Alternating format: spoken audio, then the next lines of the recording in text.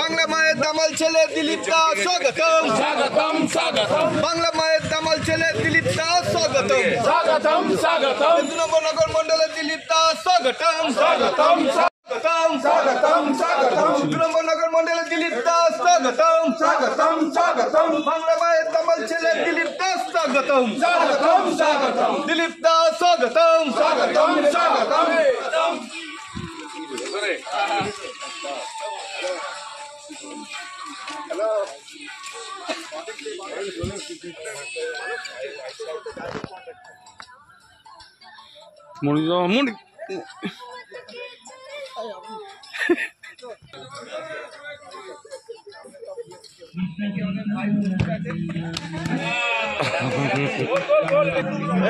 রঞ্জিত পিছা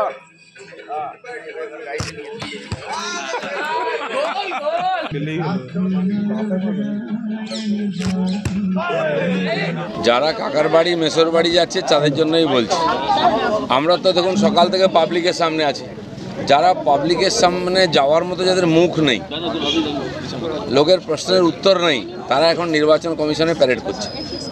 নির্বাচন এসছে, চলো পাবলিকের কাছে, যারা ভোট দিয়ে একবার জিতিয়েছে তাদের ভোট চাও, কিন্তু ভোট চাওয়ার মুখ নেই, তাই নির্বাচন কমিশনে গিয়ে ওদের ধর্ণা দিতে হচ্ছে। কালকে শুভেন্দু অধিকারী বলেছেন যে সমস্ত বিজেপি কর্মীদের অন্যায়ভাবে ফাঁসানো হচ্ছে বা জেলে পাঠানো হচ্ছে, তাদের জন্য সংগ্রামী ভাতা দেবে সরকার ক্ষমতায় এলে, মানে বিজেপি সরকার যদি ক্ষমতায় আসে। ঠিক আছে, যারা সরকারিভাবে ক্ষতিগ্রস্ত হয়েছে, পরিবারের লোককে মেরে দিয়েছে, সম্পত্তি নষ্ট করে দিয়েছে, আপনারা জানেন যারা ইমার্জেন্সিতে জেলে গেছিল মিশাতে, সেই সমস্ত যারা আন্দোলনকারী ছিলেন তাদেরকে কেন্দ্র সরকার ভাতা দিয়েছে। তো শুভেন্দু যখন বলেছেন ভেবেই বলেছেন। বলছি দাদা, কালকে তো দেখলাম স্টিক হাতে নিয়ে দুর্গাপুরে মর্নিং ওয়াক করছেন, সেখানে ঘনিষ্ঠজনের পরামর্শ ছিল, বর্তমানে কি পরামর্শ সেরকম আছে নাকি? আমার মনে হয় না বর্ধমানে এরকম উৎপাতের লোক আছে, আর থাকলে তাদের ঠান্ডা করার অন্য রাস্তা আমাদের আছে। তো সকালবেলা আমাকে একজন হাতে স্টিক দিল, আমি ঘুরছিলাম, সেটা আমার গাড়িতে আছে, দরকার হলে বার করবো।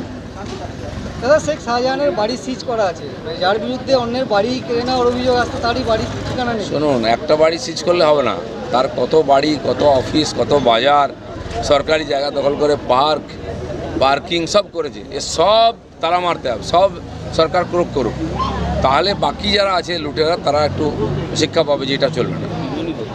দাদা, জিডিএ এলাকায় শিক্ষক নিয়োগ দুর্নীতিতে এবারে সিবিআই তদন্তের নির্দেশ, কি বলবেন?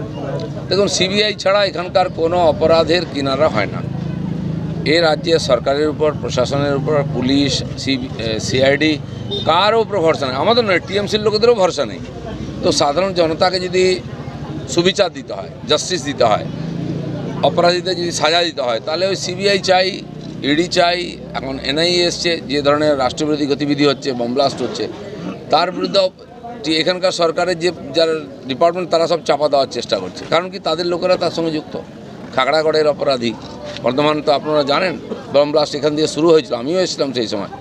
তো এই ধরনের ভয়ঙ্কর ঘটনা হয়েছে, তার কোনো কিনারা হয়নি, কাউকে সাজা দেওয়া হয়নি, এই পটাকা ফেটেছে বলে যাচ্ছে। এই সরকারের সময় এত পটাকা ফাটছে কেন? এত বাড়িঘর উড়ে যাচ্ছে, মানুষ মারা যাচ্ছে, হাত পা আলাদা হয়ে ছিন্ন ভিন্ন হয়ে যাচ্ছে, যেখানে বিস্ফোরণ হচ্ছে আপনি গিয়ে দেখুন, বাড়ি উড়ে যাচ্ছে, বাড়ির চাল খাম্বা পর্যন্ত উড়ে যাচ্ছে, যারা ওখানকার লোক তাদের হাত পা আলাদা হয়ে যাচ্ছে। এরকম বিস্ফোরণ তো অন্য কোথাও দেখি না আমরা।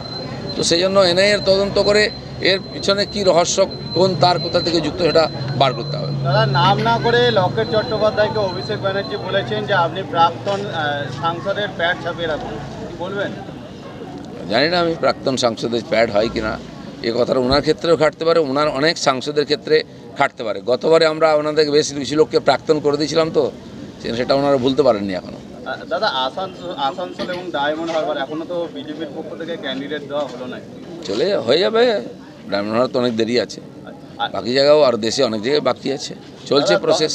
দমদর দিলীপকে নিচে তলার যারা কর্মী, যারা বসে গেছে অভিমানী কর্মী, তাদেরকে আস্থা ফেরাতে পারছে? কেউ বসে নেই, সব দেখছেন আপনাদের সামনে। মর্নিং ওয়াকে যদি এত লোক আসে, তাহলে সভা সমিতি হলে কী হবে? আমরা তো শুরু করিনি, দেখতে পারবেন।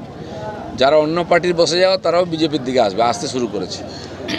থ্যাংক ইউ দাদা, ধন্যবাদ।